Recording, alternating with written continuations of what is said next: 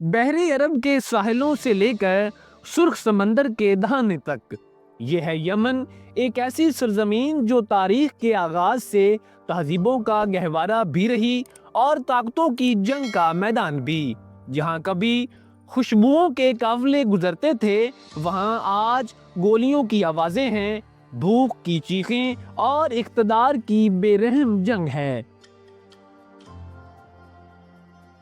یہ کہانی ہے ایک قوم کی، ایک جدوجہد کی، ایک دھرتی کی۔ یہ کہانی ہے یمن کی۔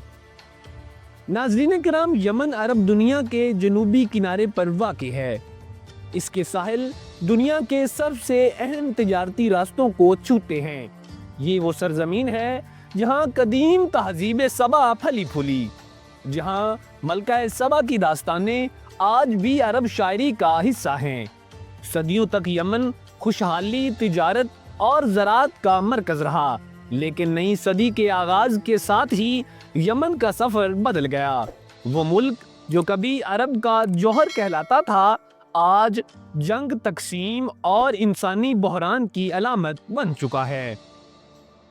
ناظرین کرام، 1990 میں شمالی یمن اور جنوبی یمن کا تاریخی معاہدہ ہوا۔ سب نے سوچا کہ ایک مضبوط متحد یمن اب دنیا کے نقشے پر ابھرے گا، لیکن اندرونی سیاست، اختلافات، قبائلی طاقتیں اور کمزور معیشت اس نئے ملک کی بنیادوں کو ہلانے لگیں۔ یہ کمزوریاں آگے چل کر بحرانوں کا راستہ بن گئیں۔ یمن کے شمالی پہاڑی علاقے سادہ میں زیدی شیعہ قبائل صدیوں سے آباد تھے۔ انہی قبائل سے ایک تحریک ابھری جسے دنیا آج حوثی باغی کہتی ہے۔ اس تحریک کے بانی حسین بدر الدین الحوثی تھے۔ وہ ایک مذہبی اسکالر، خطیب اور شمالی یمن کے زیدی سماج کی اہم آواز تھے۔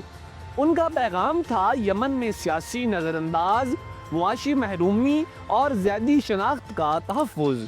2004 میں یمنی حکومت اور حوثیوں کے درمیان پہلی جنگ ہوئی اور حسین الحوثی اسی جنگ میں مارے گئے۔ ان کی شہادت نے تحریک کو ختم نہیں کیا بلکہ مزید مضبوط کیا۔ ان کے بھائی عبد الملک الحوثی نے قیادت سنبھالی اور حوثی تحریک آہستہ آہستہ ایک سماجی گروہ سے بڑھ کر ایک مسلح تحریک بن گئی۔ 2011 کی عرب بہار نے یمن کو ہلا کر رکھ دیا۔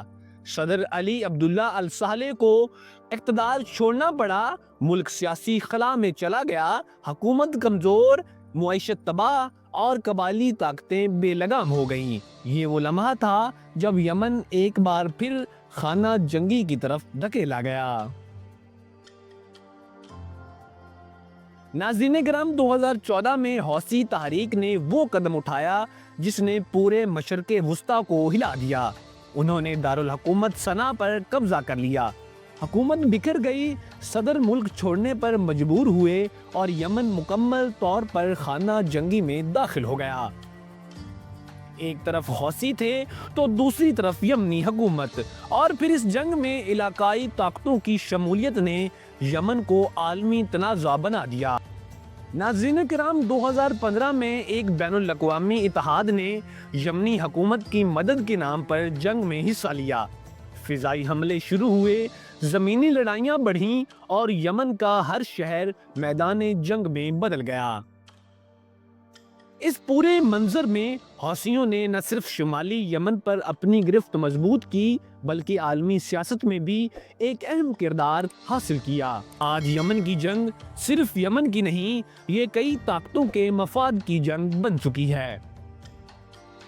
آدھی سے زیادہ آبادی غذائی قلت کا شکار ہے، بچے بھوک سے مر رہے ہیں، اسپتالوں میں دوائی نہیں، بازاروں میں کھانا نہیں اور گھروں میں روشنی نہیں ہے۔ اقوام متحدہ اسے دنیا کا بدترین انسانی بحران قرار دے چکی ہے۔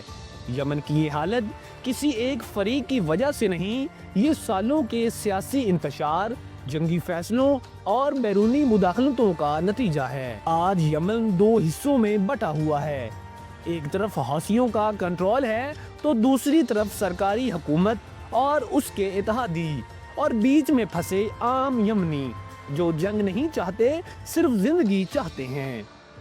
ناظرین کرام، سوال یہ ہے کہ یمن کا مستقبل کیا ہوگا؟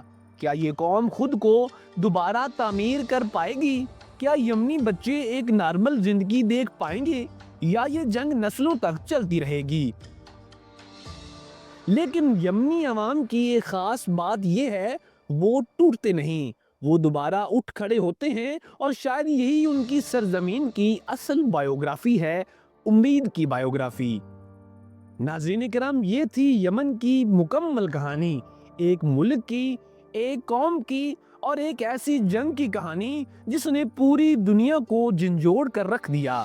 دعا ہے کہ یمن ایک بار پھر امن، خوشحالی اور زندگی کی طرف لوٹے۔